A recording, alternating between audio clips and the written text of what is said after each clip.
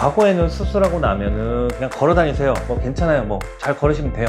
그러다 보니까 과거 수술하고 난 사람들은 지하철가 제대로 안 돼서 관절이 굳어버리거나 이상한 걸음을 하게 되는 것이고, 하지만 최근에는 이런 전문 지하철을 하고 난 다음에는 크게 세 단계로 설명을 드릴 수가 있습니다.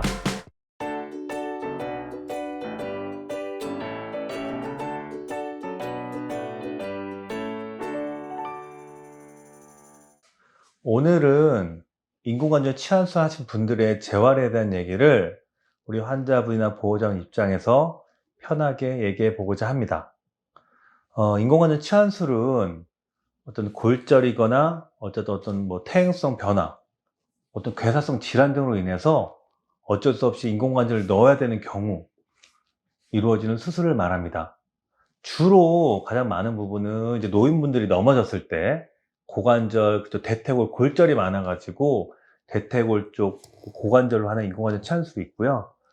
더 많은 경우는 요새 무릎 관절염이 심해서 우리 할머니, 어머님들이 그 양쪽 무릎을 다 인공관절 치환 수술을 최근에 많이 하고 있습니다. 요즘 분위기는 과거 한 3년 전쯤만 해도 한쪽 무릎 수술을 하고 못해도 3개월에서 6개월 후에 나머지 무릎 수술을 하는 이런 쪽으로 진행을 했다고 하면, 최근에는 같은 날 아니면 일주일 간격, 일주일 안으로 양쪽 무릎 수술을 다 하는 이런 식으로 인공관절 치환술을 많이 하고 있습니다. 그러다 보니까 인공관절 치환술에 대한 그 재활 과정은 솔직히 말씀드리면은 좀 더 어려워졌습니다. 과거에는 한쪽 무릎 수술을 하고 다음 수술까지 기간이 있었기 때문에 건축, 그러니까 수술 안 한 쪽 다리 힘이 있다 보니까 재활치료를 해도 반응이 좋고 수술한 부위에 빨리 낫는 이러한 영향을 받았다고 하면, 최근에는 양쪽을 같이 하고 오다 보니까 기간도 더 길어지고 통증도 더 심해지고 환자분께서 겪는 고통이, 통증이 많이 심해지셨습니다. 그래서 인공관절 치환술, 특히 무릎 쪽 수술한 경우는 옆에 이 사진과 같이 이 위아래 다리뼈, 양측 무릎을 인공관절 치환술 수술한 경우에 대한 얘기를 해보도록 하겠습니다. 우리 어머님들이 평생 일을 많이 하시고 쭈그려 앉아서 일하기도 하고 평생 빨래도 하시고 이러다 보니까 양쪽 무릎 관절에 관절염이 매우 심하십니다. 그러다 보니까 옆에 사진과 같이, 원래 무릎은 위에 있는 다리뼈와 밑에 있는 다리뼈가 서로 만나서 이렇게 관절을 이루고 작용을 했는데, 이 사이가 염증이 심해지고 이 사이는 연골이나 어떤 구조물들이 다 닳게 되다 보니까 이 부분에 탈이 나는 겁니다. 그래서 통증이 심한 게 가장 큰 특징입니다. 그래서 수술을 하게 되면 그림처럼 위에 뼈에 대한 밑에 부분 뼈를 자르게 되고요, 아랫뼈 윗부분을 자르게 돼서 그 사이에다가 그림처럼 큰 쇠로 된 인공관절을 넣게 되는 게 인공관절 치환술입니다. 그래서 수술하고 난 다음에 증상을 보면 첫 번째는 열감이 크다는 겁니다. 수술한 부위가요, 그 안에 이런 큰 쇳덩어리가 있으니까 무릎이 붓게 되고요, 부종도 생기고 열감이 심하고 그러다 보니 통증도 심하고, 거기다가 관절이 이렇게 움직여야 되는데 여러 가지 염증 반응에 의해서 그냥 그 관절 제한이 오게 됩니다. 그러다 보니까 뻗쩍다리 되듯이 무릎을 못 움직이게 되고, 이게 가장 큰 증상입니다. 재활치료는 크게 세 단계로 설명을 드릴 수가 있습니다. 첫 번째는 일단은 관절이 굳어버렸기 때문에 수술하면서 이제 상처가 큰 상처 부분이 나고 거기를 봉합을 하게 되고 이러다 보니까 근육이, 원래 우리 관절은 이렇게 움직이면서 근육도 서로 이렇게 작용을, 늘어났다 닫혔다 이렇게 작용을 해야 되는데 뭉쳐있다고 표현할까요? 이러다 보니까 늘어나는 게 잘 안 되는 겁니다.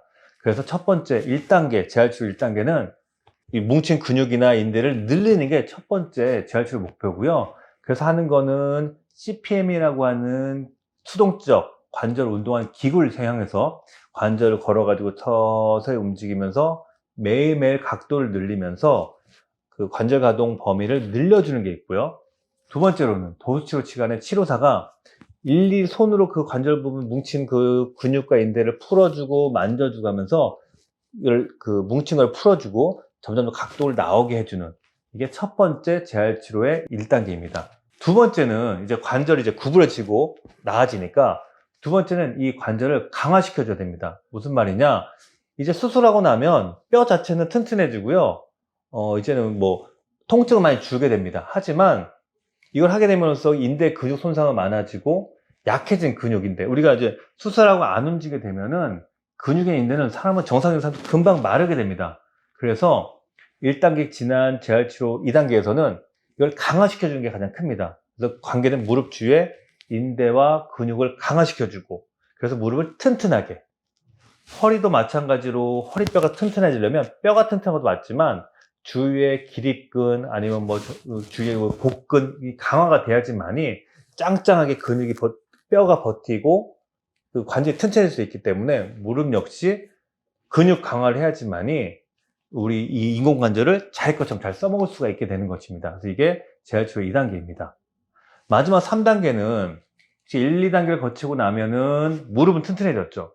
하지만 사람은 무릎만 튼튼되는 게 아니라 일상생활을 해야 됩니다. 그러려면 걷기도 해야 되고 서기도 해야 되고, 그러면 뭐 계단도 오르내리기도 해야 되고, 무릎이 튼튼하고 되는 게 아니라 이런 복합적인 작용은 밸런스도 맞아야 되고 여러 가지 우리 능력이 돼야지만 가능하기 때문에 3단계에서는 이런 복합적인 능력이 가능하도록 하는 게 3단계 재활치료 목표입니다.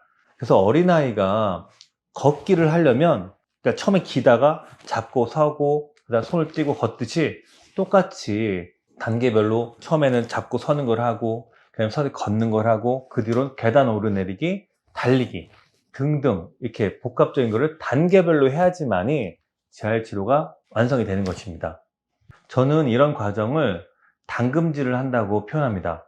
우리 대장간에서 홈이나 이런 농기구를 만들 때 어떻게 하냐면 뜨거운 물 속에 넣었다가 빼가지고 망치로 막 두드리면서 모양을 만듭니다. 그 다음에 다시 찬물 속에 넣고 다시 꺼내서 또 두드리고, 똑같이 지금 제가 말한 재활과정 할 때는 어떻게 이루어지냐면, 낮에는 치료사랑 함께 아니면 기구를 이용해서 재활치료를 하고 나면 밤에는 열감이 심해지고요, 무릎이 붓고요, 통증이 심해집니다. 그럼 다시 이거를 아이스백으로 가라앉히고 이걸 통증을 줄여주고 다음날 다시 또 재활치료를 하고, 이 과정을 반복하면서 통증은 늘어났다가 줄었다가 늘었다가 줄었다가 반복되면서 전체적으로는 줄면서 재활 과정이 완성하게 되는 것입니다.